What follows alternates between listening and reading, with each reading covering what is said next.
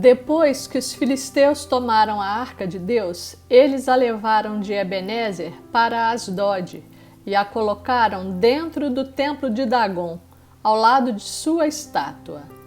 Quando o povo de Asdode se levantou na madrugada do dia seguinte, lá estava Dagom caído com o rosto em terra, diante da arca do Senhor. Eles levantaram Dagom e o colocaram de volta em seu lugar.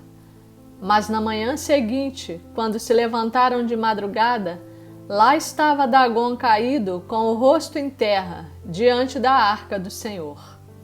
Sua cabeça e mãos tinham sido quebradas e estavam sobre a soleira. Só o seu corpo ficou no lugar. Por isso até hoje, os sacerdotes de Dagom e todos os que entram em seu templo em Asdode não pisam na soleira. Primeiro livro de Samuel, capítulo 5, versos de 1 a 5.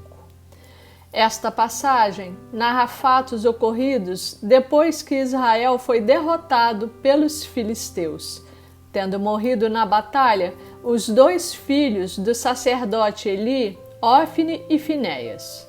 No capítulo 4 está escrito que quando Eli soube que haviam levado a arca, caiu de sua cadeira para trás e morreu também.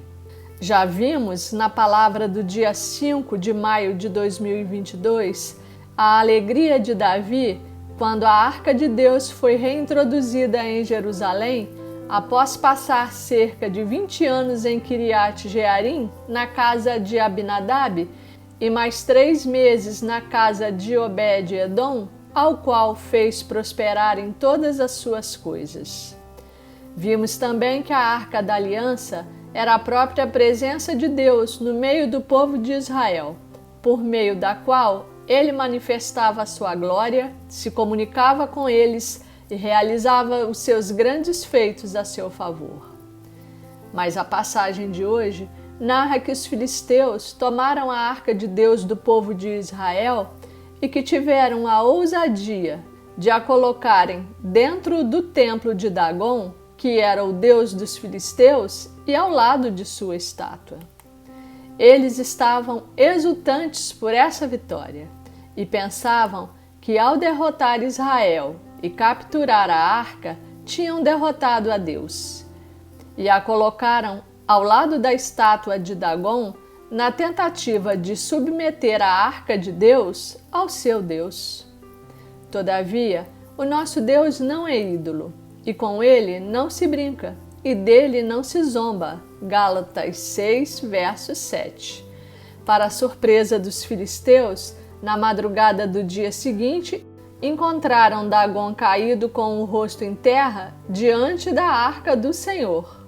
E embora tenham colocado de volta ao seu lugar, na manhã seguinte, Dagom estava caído mais uma vez com o rosto em terra diante da arca do Senhor.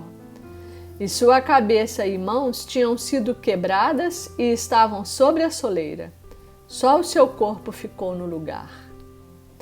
A arca era a presença de Deus e o Senhor prevaleceu, subjugando o ídolo dos filisteus e fazendo-o se prostrar com o rosto em terra diante dele nas 2 noites em que ali permaneceu. Aleluia!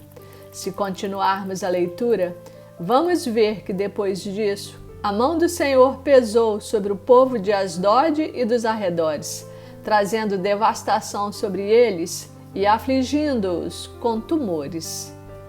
E os filisteus, mesmo diante da demonstração do poder de Deus, de tudo o que presenciaram e da calamidade que lhes sobreveio, não reconheceram que o Deus verdadeiro estava ali.